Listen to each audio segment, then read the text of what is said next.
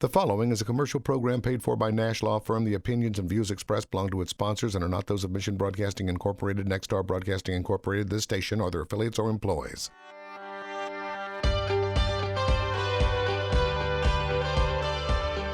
Welcome to the show. Joining us in the studio is our friend Mary Nash and Bear with Nashlaw Firm. Mary, thank you for joining us again today. Always a pleasure to be here with you. Absolutely. So, the nation is going through a very challenging time right now. We all know that. What does someone need to do in this time to be prepared for whatever may come?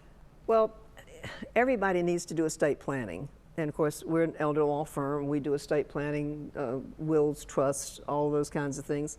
But right now, it's probably more important than ever because what happens if something happens to you or someone in your family? Are you prepared? Do you have your documents ready? The one thing that all of my clients are most concerned about, and I know I am because I'm a grandmother, okay? If I could have figured out how to have the grandkids first, I wouldn't have had the kids. And most of my clients feel the same way. I want to make sure that what I have, what I've worked for my whole life, goes to those people that I love, my children, my grandson, and I want to make sure that that's the way it is. Well, I'm like most people, I'm not going to die, so I'm going to live forever, and I don't have to worry about it. But in this particular time, with all the stress from this virus, it makes us think about what if something happens to my family? What if something happens to me? What if I get sick? Do I have the right documents in place? Do I have a health care power of attorney so that someone in my family can come and make decisions when I can't make decisions? So what is the difference between a will and a trust? Well, wills have to be probated. That's my writing out, how I want things done when I'm gone. And I want to make sure that it's done correctly. Well, I nominate a person, an executor, to handle things, but the court has to say that executor is the person. I nominate, the court makes the appointment. And then that person has to follow the rules. There's a 6-month waiting period while we run an ad in the newspaper, make sure there are no claims before we can even get to the distribution. With a trust, everything is owned by you, trustee. You're the person in charge, so that I'm the one that makes the decision as long as I'm able. But I've named a successor, someone who takes over immediately if I can't do my part, if I can't take care of things. And we have a health care power of attorney. That person makes my health care decisions.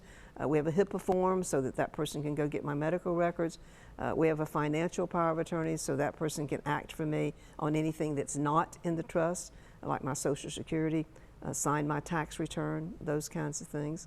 The difference is a long waiting period through a court process called probate versus instant distribution to your family with a trust. And when we write a trust, we always write what we call sub-trust so that your children and grandchildren, whoever you leave it to, doesn't lose it if there's a divorce or lawsuit or creditor issues or bankruptcy or they end up in a nursing home themselves, the state can't get it. It's an inheritance that's protected. Who needs a power of attorney? Everybody that's over the age of 18. We were just talking in the office the other day about the fact that if you're 18 years old and you don't give your parent a power of attorney, they can't do anything. They can't make health care decisions for you. They can't make financial decisions for you. And of course, my grandson's 22. He probably would like that idea that his mother and I couldn't make decisions for him. But what happens if he had a wreck and we wanted to find out how he is, or if he gets this virus and he's in the hospital and we're calling to say, I'm his mother, tell me about, do you have a power of attorney?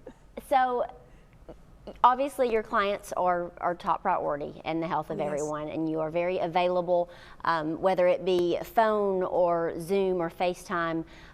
Just because things are different does not mean that you don't need to be prepared and we don't need to get a hold of you. So no, that's it. We still need to take care of our clients. Absolutely. And they need to take care of their estate planning and take care of their business. And Bear and I say all the time that if you have $1 and 2 relatives, you need to do some estate planning.